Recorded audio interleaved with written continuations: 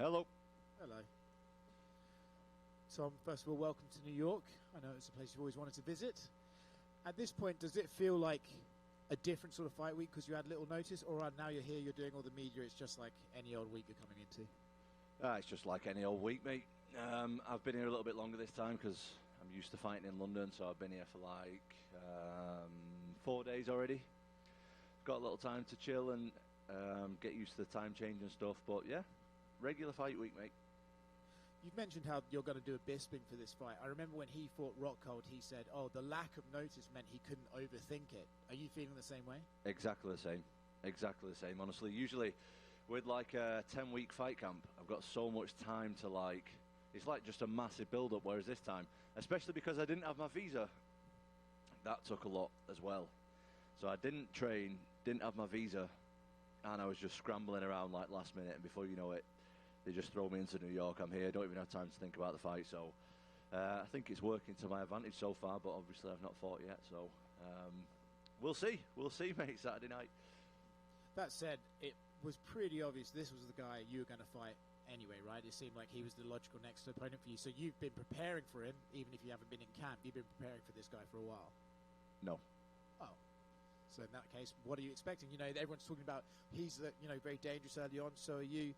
So maybe the tactics should be, let's take him into deep waters and see how he does there, or do you rely on your own ability to get them out of there early and just be aggressive from the opening bell?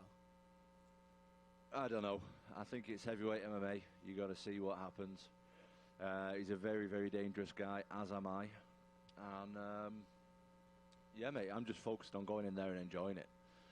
Like, this is my absolute dream, fighting in Madison Square Garden, heavyweight title, Pavlovich, like everything is coming together, and I'm just going to go out there and do my thing and enjoy it.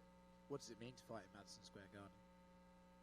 Can we switch it to someone who doesn't ask shit questions, please? Oh, that's very mean. No, it's pretty obviously it's amazing. It's amazing. I would rather fight in Madison Square Garden than anywhere else in the world. So, very excited about it.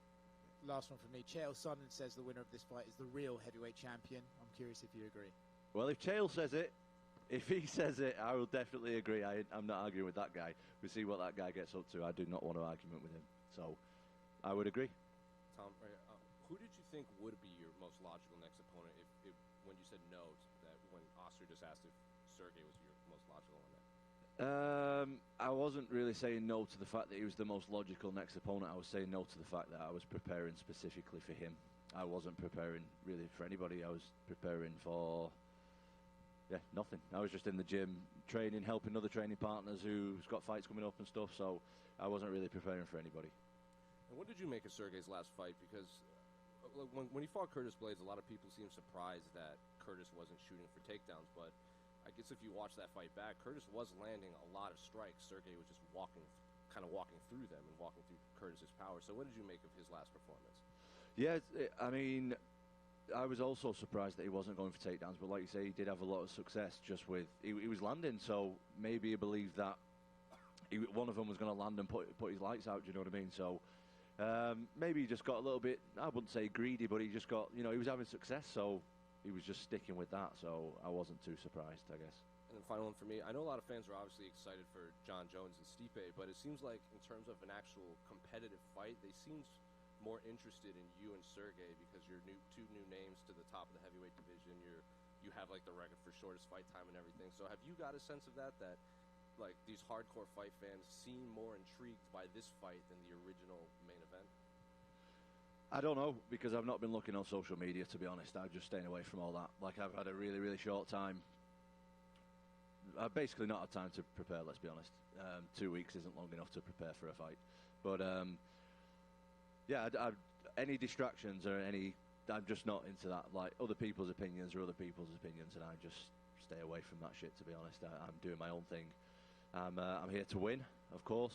And I'm not letting anyone's opinions or whatever sidetrack me. Like, that's their business, and let them do their thing.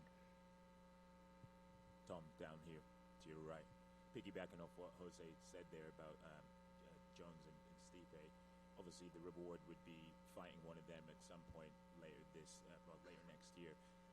How are you putting that to the back of your mind ahead of this fight? Because I know that you've said before on record that you've wanted to fight Jones and be the first man to hand him a legitimate loss, and then obviously the prospect of fighting Stipe, who's considered the greatest heavyweight of all time, is a mouth-watering one for yourself. So how are you putting that to the back of your mind? No, it's quite easy to put it to the back of my mind, to be honest. I've got this absolutely massive Russian going to come at me on Saturday, throwing absolute bombs. So if I was to think past that, that would be a little bit silly. So I'm just focused on Pavlovich right now. I'm not thinking about anything else at the moment. And I know the fight hasn't rolled around yet, but it wasn't that long ago before you got into the UFC that you were struggling to have fights and that you made the decision to pack it in for a little bit. Is it a bit surreal now to know that you're going to be co-headlining at the greatest combat sports arena in the world? Yeah, I guess so, but I kind of expected it as well. You know, I've had a couple of tough times earlier in my career and stuff with injuries and with not being able to get matches, and I was really struggling for money at a few points as well, which was tough because I got children and stuff. So, yeah, I mean, it was, but also on the other hand, like I expected to be here. I expected to be UFC heavyweight champion. I expected to fight in New York one day, and yeah, so it is and it isn't. Like, when I think back about how far I've come and stuff, it's good, but I don't really have time to do that. Like, I think that's something that I'll look at maybe when I've retired, because at the minute I'm just like in the moment. At the minute I'm just looking forward to Saturday, and I'll think about all that stuff probably when I'm done with this sport. And the odds are seemingly stacked against you. I mean, taking this fight on 2 weeks' notice is defying the odds something that you're relishing, that prospect? I like that. I like it a lot, to be honest. I'm fighting the scariest guy in MMA, in my opinion, in the worst circumstances possible without a training camp. But I obviously think I can win. Like, I'm not the kind of guy who shows up for money or who, you know, I ain't signing a contract and showing up if I don't think I'm going to win. Like, I truly, truly believe that I can win on Saturday night and that I'm going to win. I'm an absolute winner, and I'll find a way to win, no matter what the circumstances. So, yeah, the odds are definitely stacked against me, and it'll be even better when I win the title on Saturday night. Cheers, mate. Thank you. At the back, Tom.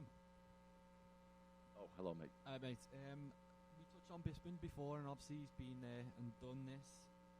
He's knocking about this week. Has he give you any advice on how to deal with this moment? Yeah, I mean, being Bisping is like my dear friend. I absolutely love Bisping.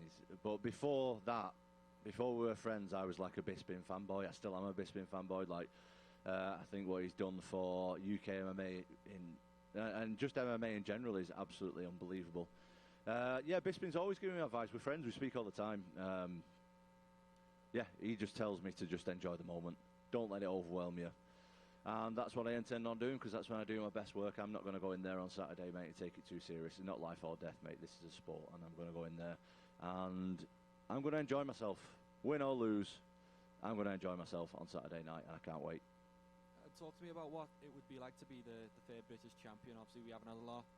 It seems like MMA's just taken off in the country, and we could have a heavyweight champ by the weekend. Yeah, UK MMA right now is absolutely wild. It's so, like, the level of the guys in the UK for such a small country is unbelievable. To be the third UK champion and the first UK heavyweight champion is something, yeah, that's what dreams are made of. But again, I'll think about that stuff, mate, when I've retired. Like, right now, I've got big fights to win, massive fight on Saturday, and all that stuff will be amazing, but that's something for the kids and the grandkids when they're a bit older. Yeah, and just finally from me, obviously I was speaking to your dad Andy the other day, and he was telling me a story about how he quit his job to coach you and your brother, and 18 years later, here we are, about to headline or co-headline in MSG. What would it mean to put that title on your dad's shoulder on Saturday night? Well, that's the most important thing for me. Like, ask anybody who I've ever trained with. Like, I've trained at plenty different gyms all over the world. Obviously, I've been training, mate. I've been involved with martial arts since I was 8 years old, and I'm 30. So it's been a long time. It's been plenty gyms. It's been plenty travel. There's been a lot, and every single person in every single gym will know my father, because he's there literally every single session. Literally every session, near enough, from the time of me being 8 years old to me now being 30 years old. He's been there, so yeah, that'll mean everything to me to give him the title. Thanks, mate. Good luck.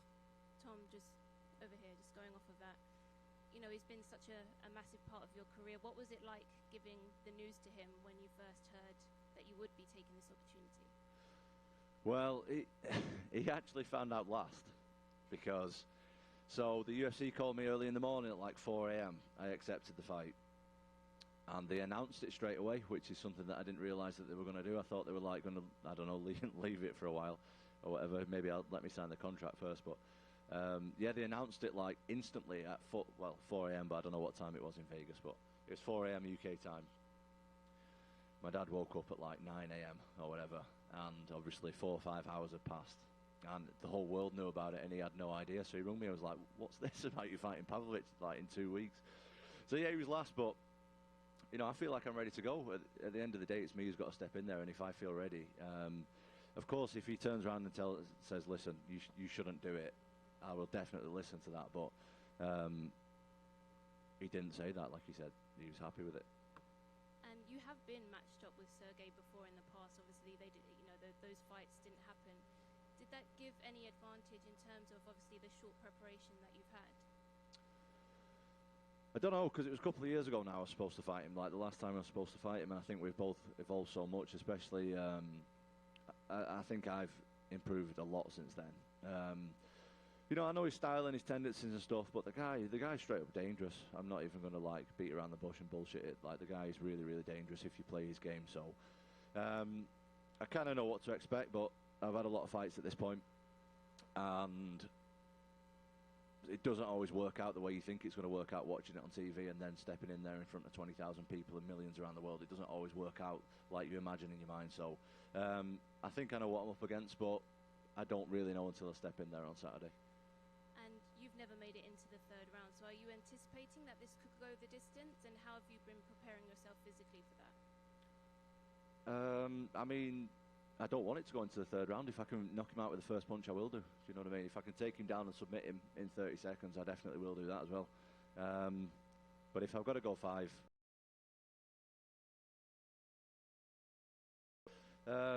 I was keeping my body in decent shape. Ideally, I would have liked 10 weeks, but I've not had that, obviously. But I'm a professional athlete, and I take my job very serious, so I'm always in decent shape.